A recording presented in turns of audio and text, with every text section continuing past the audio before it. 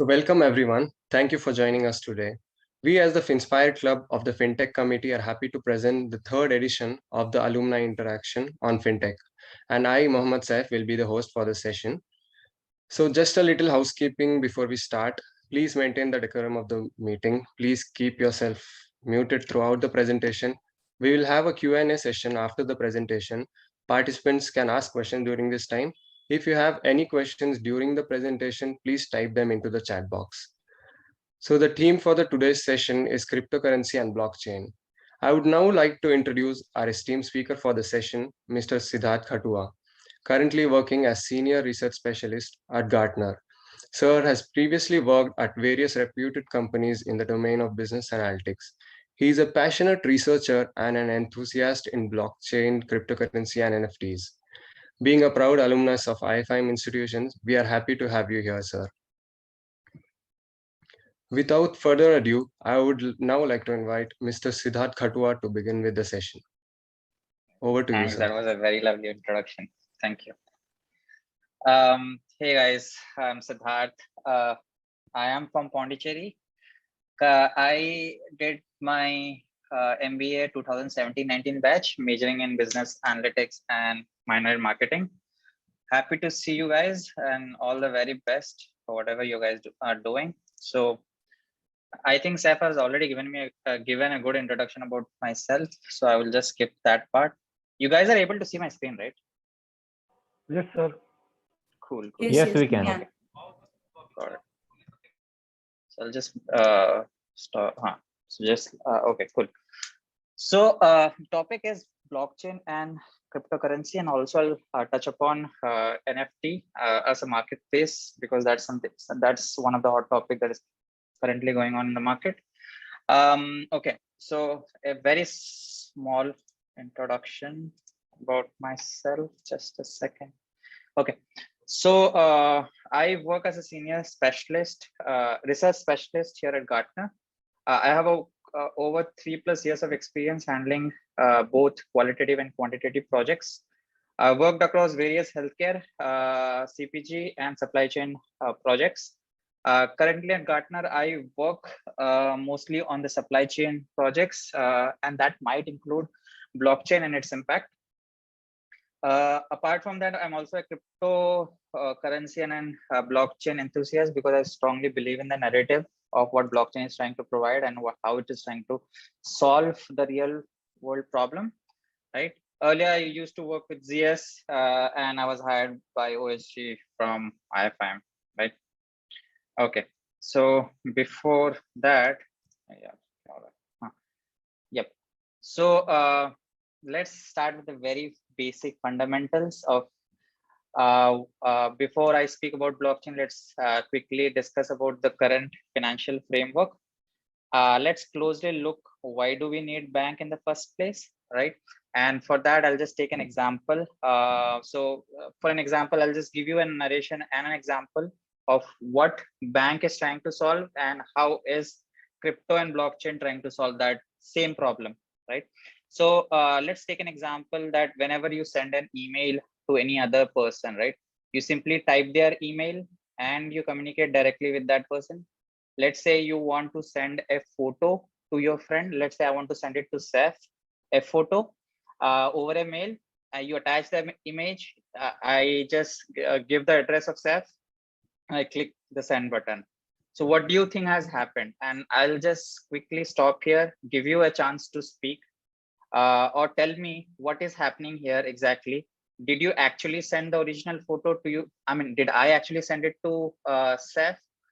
What is your answer? And if anyone can just unmute themselves and give me an explanation.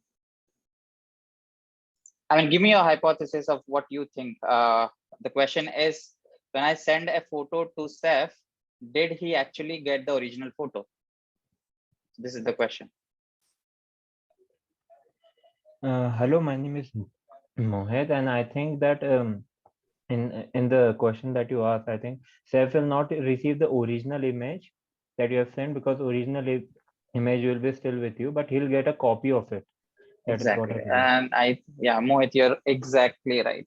So basically what is happening is the answer is obviously no, and you actually get a copy of the original photo, just like Mohit said. So now what you have is 2 copies of the photo, the copy that I have in my system and the copy that I sent it to Saif over the mail, right?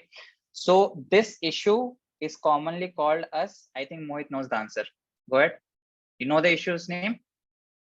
Sorry, but I don't know the technical name. Okay, got it. Okay, fine, that's fine. So the issue that I'm just trying to explain is called double spend problem. And this is exactly why you need a third party or a bank to verify transaction. So basically, what bank is trying to do is just tell you that, okay, you have sent from A to B and we have recorded your transaction. That is exactly what bank does. That's it, nothing else, right? So this is called double spend problem, and this is exactly how bank is trying to solve double spend problem. And now let's look into, apart from the double spend problem, which is the most common issue that you face, there are other issues that a bank tries to help, is which you see in the slide, is help safeguard your money for customers, helps in verification of transaction, and acts as a store of value by offering customer interest on deposits, right? So these are some typical things that you already know. Now let's actually deep dive into what exactly bank is doing. I already told you what bank is doing. I'm going to tell you what Bitcoin is trying to do and how it is trying to do, right?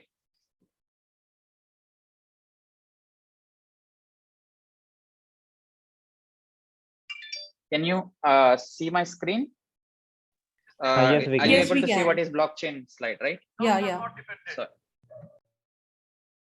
can you guys unmute yourself? Oh, yeah, thanks.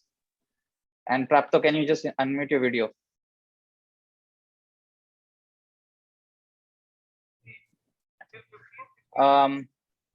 Okay, so if I really have to define what blockchain is this is a very mouthful definition, but I'm going to simplify that simplify it further and make you understand each and every word that is written in the slide. Okay, so if I really have to define, or if you really have to define anyone what blockchain is it's basically a growing ledger that keeps permanent record of all transaction from inception, that is from the very beginning, in a secure, chronological, and immutable manner. So these 3 words are very, very important.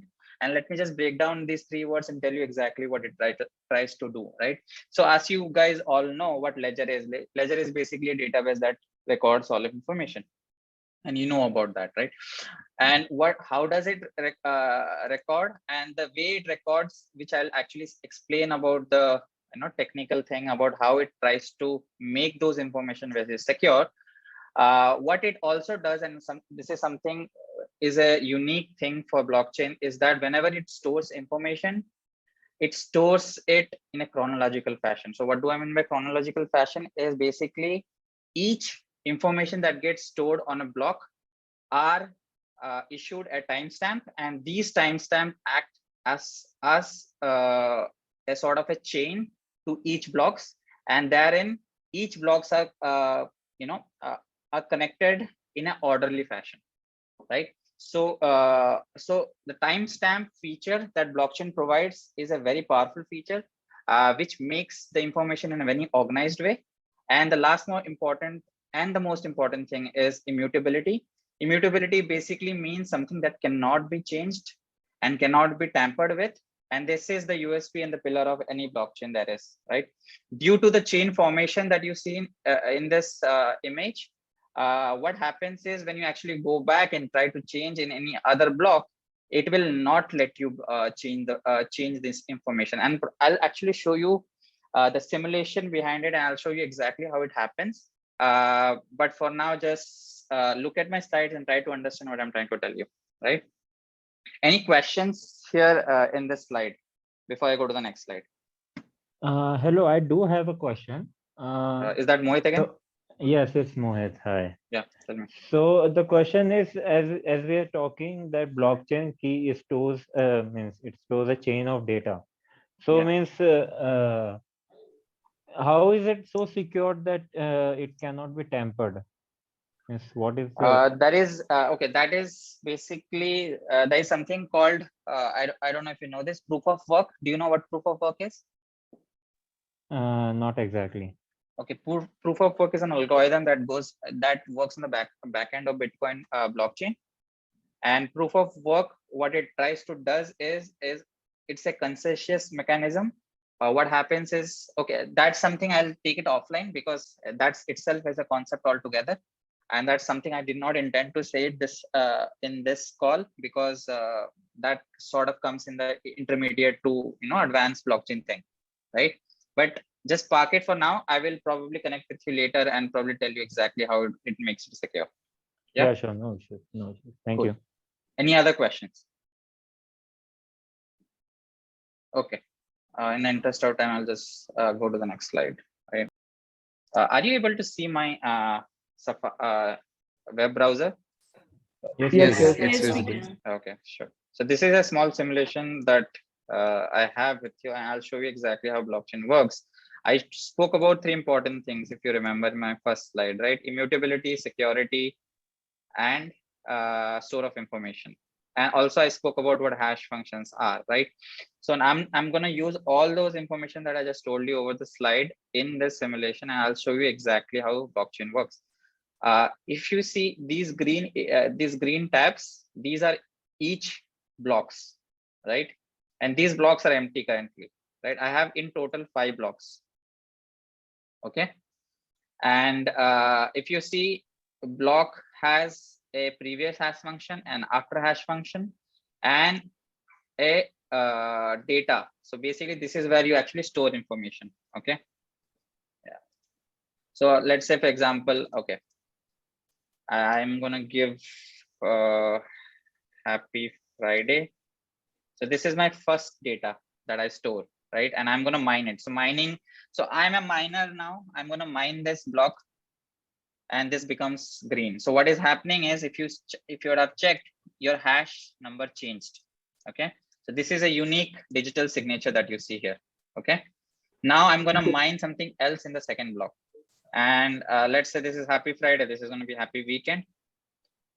Okay, and so basically happy weekend proceeds if is followed by happy Friday. So this is in an orderly fashion, and I'm going to mine it again. Closely look into something that I'm going to show you. So your hash right now is 4A7D6. So something. Now as a miner, when I mine this information, you see the hash gonna change. Did it change? Yes. Yes. Yes, it Okay. did. So just a second.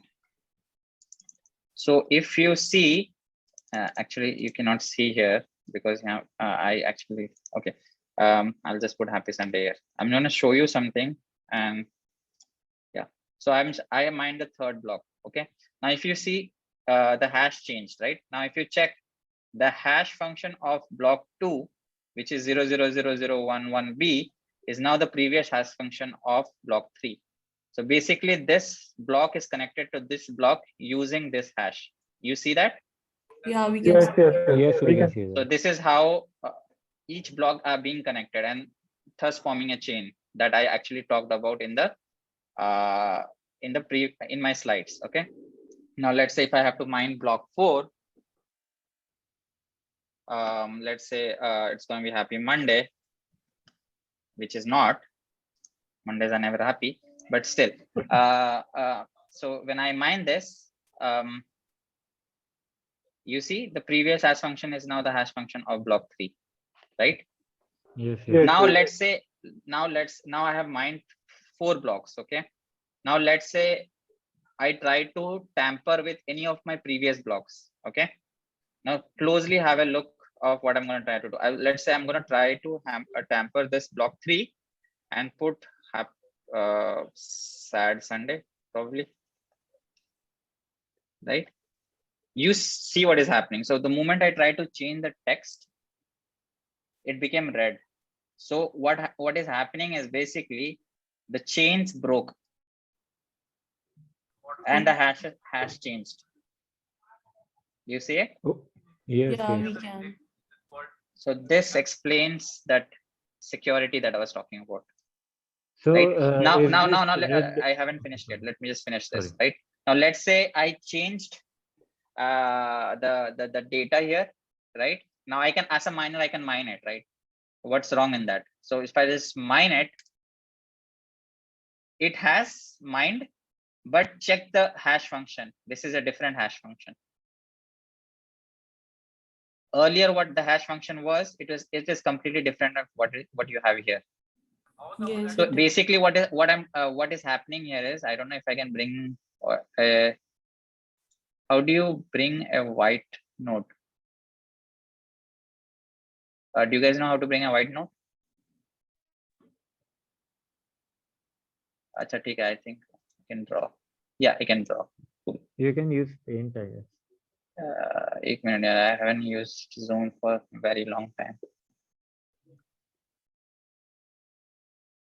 Guys, if you know, you can help me out here, please.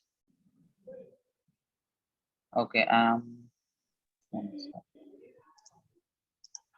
I think you have to Okay. share your entire screen. Yeah, I think I got it. Yep.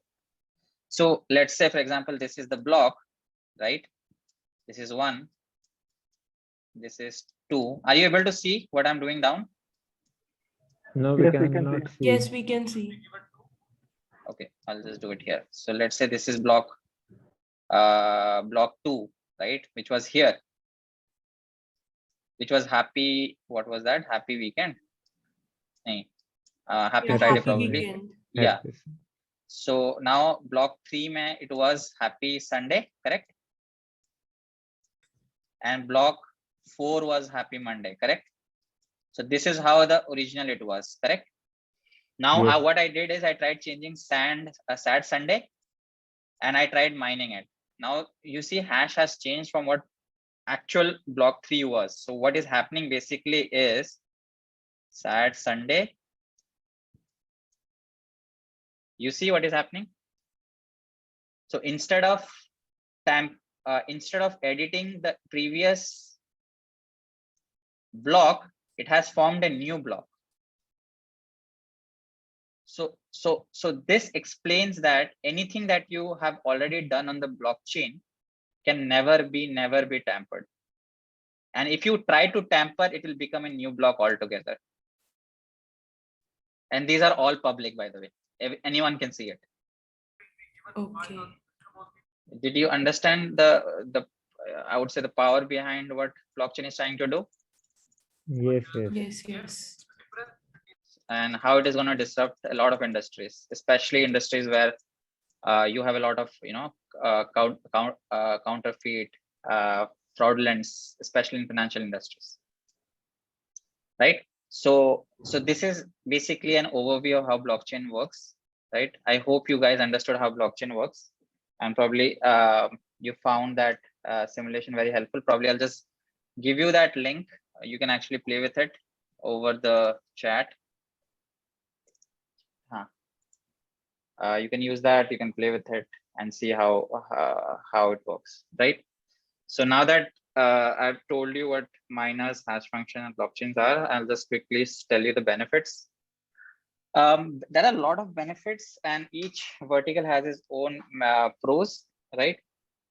First of all, what I told you, right, is that it is a digital ledger. So it is basically storing a lot of information, and when it stores a lot of information, and you are able to do transaction peer to peer, which is a very important thing. There's no role of a middleman coming in, which makes you as a consumer very powerful, right? The second most important benefit that I see is that I've already spoke about all the things that blockchain can do, and that can be its benefits. So another thing is that everything is encrypted, and everything is secure using that hash function that I was talking about. And third most important thing is that it is decentralized. No one has authority to it. Like I said, that it is solving a double spend problem, and it is cutting out the middleman. So decentralization kicks in, and there is no single authority that is going to control the entire system, right? Which is a good thing for a community, because community are mostly people driven rather than a centralized body driven, right? And now, which is something that is very emerging in blockchain, is the use cases in terms of different types of applications that are being built over the blockchain. right?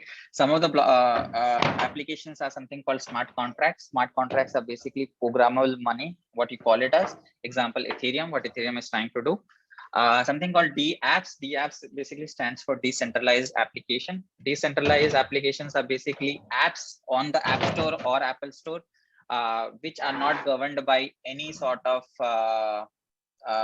authority. I can give you a quick example of how DApps actually looks like. I have a DApp on my system. I don't know if you know what Trust Wallet is. Do you guys know what Trust Wallet is? No, actually. Okay, basically Trust.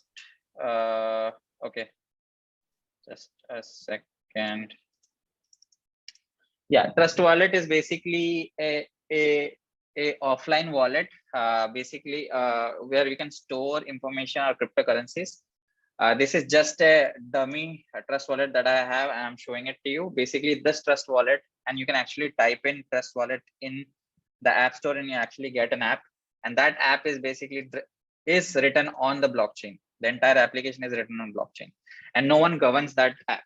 I mean, there is no central authority or any developer that actually governs that app. It is purely being driven on the blockchain, right? So Trust Wallet is one of the example. Meta Wallet is one of the example.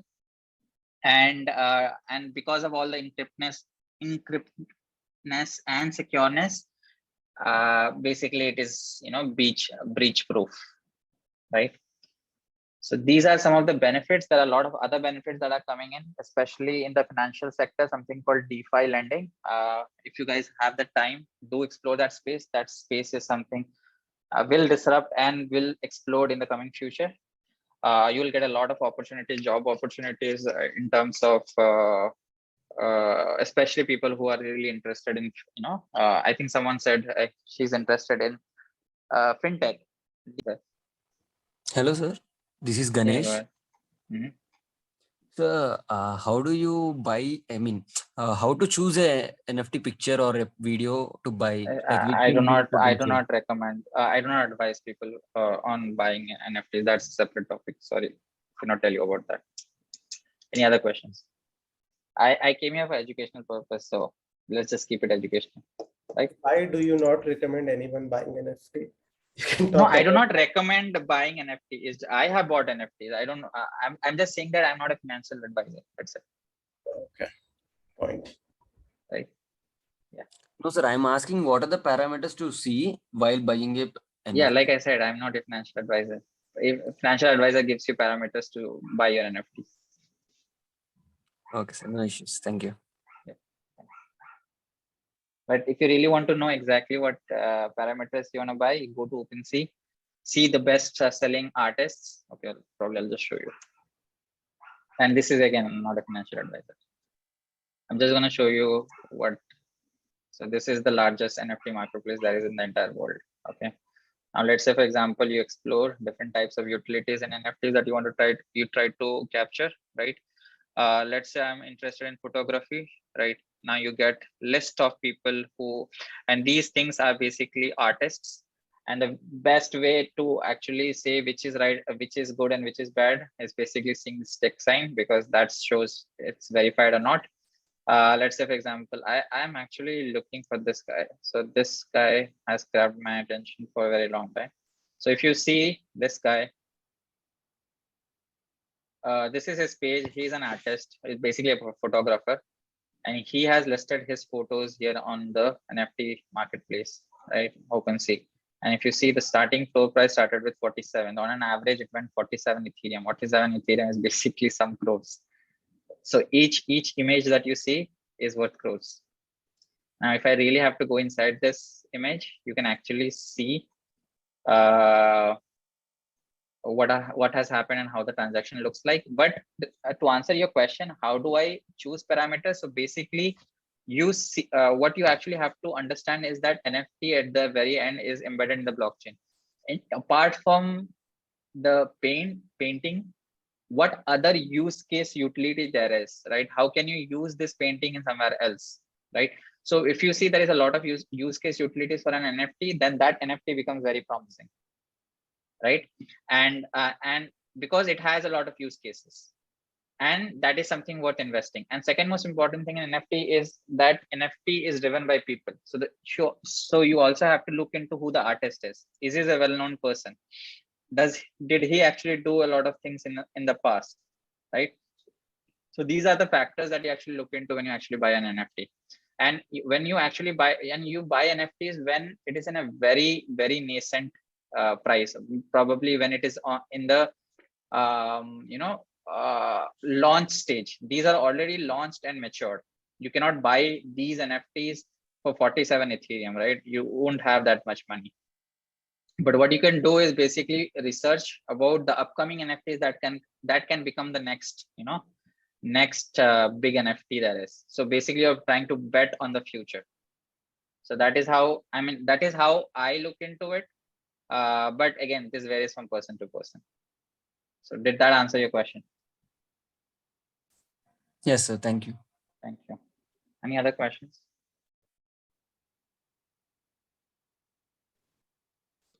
Any questions on the career related? Because I see you guys are first year or second year?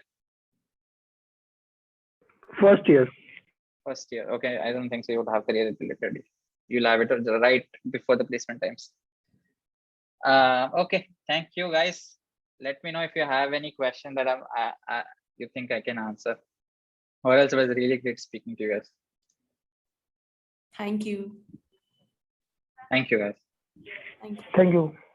Thanks. I'll share you this PPT to Saf so that he can just circle around to all the people out there, right? Thank you. Thank you, sir. Thank you Yep, for yep, your yep. sharing the experiences and your knowledge. Sure, man. And Thanks. thank you Stop calling me sir, yeah, please. for being a wonderful audience. Yeah, very wonderful. Thank you so much. Thanks. Thank you. Chalo guys, bye. Happy Bye. weekend. Happy weekend to you too. Bye. Bye, sir.